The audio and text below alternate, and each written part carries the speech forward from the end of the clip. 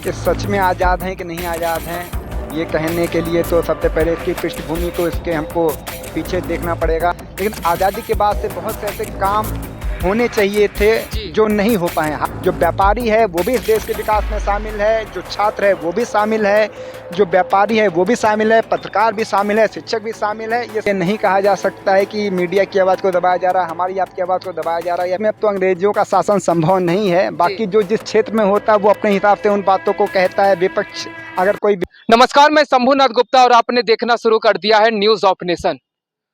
आज पूरा देश बहुत ही हर्षो और उल्लास के साथ देश की आजादी का जश्न मना रहा है। चारों ओर डंका बज रहा है, लड्डू मिठाइयां बट रहा है और आजादी का जश्न गाया जा रहा है। इस आजादी की जश्न को आज पूरा देश देख रहा है। लेकिन आज देश के लोगों का सवाल है, आपका सवाल है, हमें 15 अगस्त 1947 को पूर्ण रूप से आजादी मिल गई थी, लेकिन क्या हम सचमुच में पूर्ण रूप से स्वतंत्र है?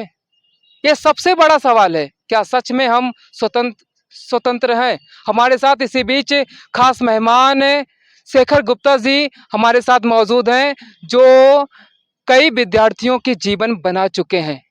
हम उनसे खास मुलाकात आज करते हैं। एक बार फिर से सर, आपका मैं फिर से एक बार बहुत बहुत स्वागत करता हूं न्यूज ऑफ नेशन में। सर नमस्कार शंभुनाथ जी, और हमारे सभी न्यूज ऑफ नेशन के सभी दर्शकों को नमस्कार। जय हिंद, जय भारत।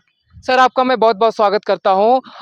आज पूरा देश 15 अगस्त की आज़ादी का जश्न मना रहा है, चाहे छोटा हो, चाहे बड़ा हो, चाहे इस देश का युवा हो, चाहे बुजुर्ग हो, घर की महिलाएं, बहनें, सब लोग इस देश की आज़ादी का जश्न मनाते हैं और इस जश्न को पूरा देश देखता है। लेकिन क्या हम सच में आज़ाद हैं? क्या हमें आज़ादी महसूस होती है कि हम सच में आज़ाद हैं? सबसे बड़ा सवाल है सर, जवाब दीजिए।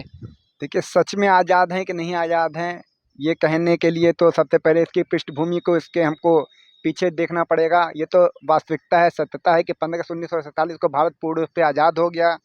लेकिन आज़ादी के बाद से बहुत से ऐसे काम होने चाहिए थे जो नहीं हो पाए। हालांकि हो रहे हैं, क्योंकि विकास एक निरंतर सतत विकसित होने वाली प्रक्रिया है। और कोई भी देश सिर्फ आज़ाद कहने को आज़ाद नहीं हो सकता, और कोई भी देश परफेक्ट हमेशा नहीं हो सकता, उसको परफेक्ट बनाना पड़ता है। इस देश ये ऐसे कि इस देश को बनाने में सभी का योगदान है। इस देश को बनाने में एक छोटे से छोटे कर्मचारी से लेकर के बड़े से बड़ा नौकरशाह तक शामिल है। एक जो दूध भी बेच रहा है, जो अखबार भी बेच रहा है, जो गाय भी चरा रहा है, जो व्यापारी है वो भी इस देश के विकास में शामिल है, जो छात्र है वो भी शामिल है, जो व्यापारी है वो भी शामिल है, पत्रकार भी शामिल है, शिक्षक भी शामिल है। ये सभी लोगों से मिलकर के देश बनता है। किसी एक व्यक्ति के प्रयास से देश नहीं बनता है, तो देश को बनाना पड़ता है, उसके लिए सभी लोग हैं। ये जो हम लोग इस वातावरण में देख रहे हैं, ये भी हमारे विकास, देश के विकास में बहुत बड़ा सहयोग है, क्योंकि ये भी हमारी देश की संपत्ति है। लेकिन सवाल हमारा यही था सर आपसे कि क्या हम अपने आप को स्वतंत्र रूप से स्वतंत्र महसूस कर रहे हैं? क्या मैं आपसे सवाल करना चाहूँगा, क्या आप स्वतंत्र रूप से महसूस कर रहे हैं स्वतंत्रता जो हमारे देश को मिली है? जी हाँ, हम बिल्कुल स्वतंत्र महसूस कर रहे हैं। जैसा कि हमने आपको बताया कि कोई भी देश परफेक्ट नहीं होता। हाँ, हमें खुली हवा में सांस लेने की आज़ादी है, हमें अपने मनपसंद व्यापार करने की आज़ादी है, हमें प्रतियोगी परीक्षाओं की तैयारी करने की आज़ादी है, लेकिन सिर्फ यही थोड़ी ना आज़ादी है। लेकिन कई लोगों का ये भी कहना है सर कि जब हम अपनी बात सरकार को पहुंचाने की कोशिश करते हैं तो उस आवाज़ को दबा दिया जाता है, हम आवाज़ नहीं बन पाते हैं अपने देश के। देखिए, ये तो कहने के लिए कि आवाज़ नहीं बन पाते हैं, एक छोटे से एक बहुत से इसके ऊपर बात चर्चाएं किया जा सकता है कि सरकार तक आवाज़ नहीं पहुंच पाती है। हाँ, ये सच है कि सभी लोगों की आवाज़ें सरकार तक नहीं पहुंच पाती, लेकिन फिर भी उसके लिए हमको अपना पूरा प्रयास करते रहना चाहिए कि अगर कुछ कमियां हैं, कुछ गलतियां हैं, तो उसके ऊपर काम किया जाए, उसके विरोध में बातें किया जाए और सरकार तक अपनी बातें पहुंचाई जाए। और यह बातें कैसी पहुंचाई जाएंगी, इसके लिए बहुत सारे माध्यम हो सकते हैं। पत्र हो सकता है, समाचार पत्र हो सकता है, मीडिया हो सकती है, या अन्य माध्यम से हम अपनी बातों को सरकार तक पहुँचा सकते हैं। नहीं, विपक्षी दलों का ये भी कहना है कि मीडिया को भी दबाया जाता है, तमाम सारे चीज़ें सोशल मीडिया प्लेटफॉर्म पर वायरल होते हैं, लोग चीख चीख कर वीडियो उस पर डालते हैं कि हमारी आवाज़ को दबाया जा रहा है, तमाम सारी परेशानियां होती हैं। तो ऐसे में तमाम सारी चीज़ें सामने आती हैं। सर, क्या कहना चाहेंगे? लेकिन लोग कहीं ना कहीं ये भी मानते हैं कि हम बिल्कुल भी स्वतंत्र नहीं हैं, सच माने तो। देखिए, ये नहीं कहा जा सकता है कि मीडिया की आवाज़ को दबाया जा रहा है, हमारी आपकी आवाज़ को दबाया जा रहा है या मीडिया को कुचला जा रहा है, क्योंकि अगर ऐसा होता तो आज हम और आप यहाँ पर ये इंटरव्यू नहीं कर पाते। बहुत सी घटनाएँ हुई हैं जिनके ऊपर बात करने से कोई फ़ायदा नहीं है, लेकिन अगर मीडिया को दबाया जाता, अगर हम लोग अपनी बात नहीं कह पाते, तो सरकार का इतना मुखर विरोध नहीं हो पाता। सरकार के पक्ष में भी बातें होती हैं, सरकार के विपक्ष में भी बातें, और ये मीडिया का भी और एक विपक्ष को भी यह बात अच्छी तरीके से जान लेनी चाहिए कि जो चीज़ें वास्तव में सच हैं और जो अच्छी हैं उसकी तारीफ़ करनी चाहिए, और जो चीज़ें गलत हैं उसका विरोध हमेशा करते रहना चाहिए। और कोई भी देश, कोई भी डिसीजन, कोई भी निर्णय ना तो 100% सही होता है, ना ही 100% निर्णय होता है। आप इसको एग्जाम्पल के रूप में आप देख सकते हैं कि मान लीजिए कि विकास के नाम पे सड़कों को चौड़ा किया जा रहा है, जी। तो सड़कों को चौड़ा करने के नाम पे पेड़ों को अंधाधुंध कटाई किया जाएगा, जी। तो वहाँ पे तो नुकसान है कि पर्यावरण को नुकसान पहुँच रहा है, ये तो उसके नुकसान हो गए, लेकिन उसका एक फ़ायदा भी है कि सड़कें चौड़ी हो जाएंगी, आवागमन बाधित नहीं होगा और हमारा समय बचेगा। हालांकि वही है, जैसा कि हम आपको कह रहे हैं, कोई भी डिसीजन, कोई भी निर्णय ना तो 100% सही होते हैं, ना ही 100% गलत होते हैं। एक घर में एक पिता अगर कोई निर्णय लेता है, वहाँ पे 3-4-5 भाई बहन होते हैं, तो वो सभी के लिए हितकर नहीं होते, लेकिन परिवार का जो मुखिया होता है वह यह सोच के ही कोई डिसीजन, कोई निर्णय लेता है कि सभी के हित में हो। हालांकि वो सभी को मानना पड़ता है, वो चाहे अच्छी हो या बुरी हो, लेकिन उसको अच्छा सोच के ही वो काम किया जाता है। स्वतंत्रता की डिफिनीशन क्या होगी आपके हिसाब से? आप एक शिक्षक हैं, आज पूरे बस्ती की जनता को और उसके साथ-साथ पूरे हिंदुस्तान की अवाम जनता को भी आप आज संदेश देंगे। देखिए, स्वतंत्रता का डिफिनेशन स्पेशली मेरे लिए हम नहीं कर सकते हैं, जी। क्योंकि जैसा कि आप देखते हैं किसी भी नियम को लेकर के अलग-अलग विद्वानों ने अपनी अलग-अलग परिभाषाएँ दी हैं। जी। मेरे लिए स्वतंत्रता का मतलब क्या है कि मैं आज़ादी से रह सकूँ, मैं अच्छा खा सकूँ, जो जी। जहाँ मैं चाहूँ वहाँ मैं जा सकूँ, जो काम मैं करना चाहूँ, जो लीगल काम, जो जी। कानूनी रूप से वैध काम है वो मैं कर सकूँ, मैं आपसे बात कर सकूँ, मैं अपने मित्रों से मिल सकूँ, इस देश के विकास में जो भी मेरा योगदान है उसको मैं कर सकूँ। तो सिर्फ़ स्वतंत्रता का असली डेफिनेशन क्या होगा, परिभाषा होगा, ये कोई एक पर्टिकुलर व्यक्ति नहीं बता सकता है, क्योंकि सभी लोगों के देखने का नज़रिया अलग है।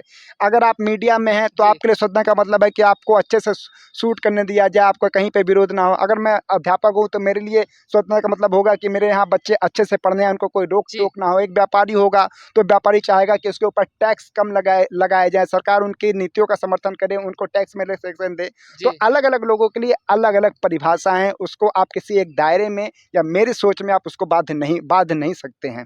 देशभक्ति कैसी होनी चाहिए हिंदुस्तान की जो जनता है उनके दिलों में देखिए, देश के लिए? देशभक्ति की भी कोई एक परिभाषा नहीं हो सकती है। जी। जैसे अभी मैं आपसे बात कर रहा हूँ, ये भी एक देशभक्ति है। मैं एक पेड़-पौधा भी अपने देश को बनाने में लगाता हूँ, पेड़ भी मैं लगा देता हूँ, पौधा भी मैं लगा देता हूँ, तो वो भी देशभक्ति है। मैं अच्छे खाते मैं 100-150 लड़कों को अगर मैं निःशुल्क पढ़ा देता हूँ, तो वो भी देशभक्ति है। देशभक्ति सिर्फ़ बॉर्डर पे जाकर के रक्षा करना, बॉर्डर पे लड़ना, ये देशभक्ति नहीं है। उसके योगदान में जो भी देश के हित में हम कोई भी एक छोटा-सा भी काम अगर हम कर सकते हैं, तो भी वो एक देशभक्ति है। लेकिन अगर आने वाले समय में तमाम सारी राजनीतिक पार्टियां हैं, तमाम सारे लोग हैं जो भारत में रह करके ही राजनीति करते हैं, उनका ये भी मानना है कि भारत गुलाम हो जाए। क्या आपको लगता है कि वही अंग्रेजी शासक अगर भारत में अगर आ जाए तो क्या लगता है आपको?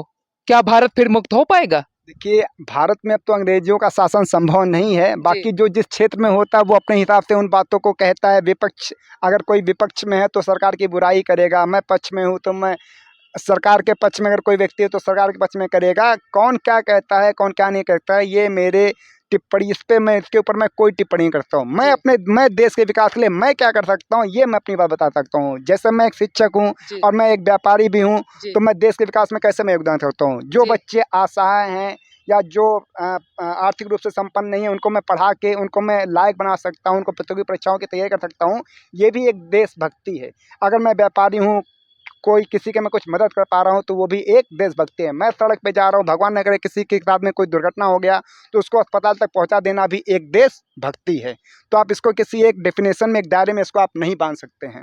आज की जो तमाम युवा है, उनको देश के लिए किस तरीके से कार्य करना चाहिए? किस तरीके की देश के प्रति प्रेम होना चाहिए? देखिए, मेरा एक बहुत ही अभिन्न मित्र है, उसकी एक लाइन मुझे यहाँ पर याद आ जाती है। वो जी। हमेशा मुझसे कहता था, "खाओ, पियो और मस्त रहो।" जी। तो खाओ, पियो, मस्त रहो, इसका सिर्फ़ आप ये मत निकालिए कि खाना है, पीना है, मस्त रहना है, जी। बल्कि आपके लिए जो काम है, उसको आप करिए, उसको आप एन्जॉय करिए और अपने देश के विकास में अपना योगदान दीजिए।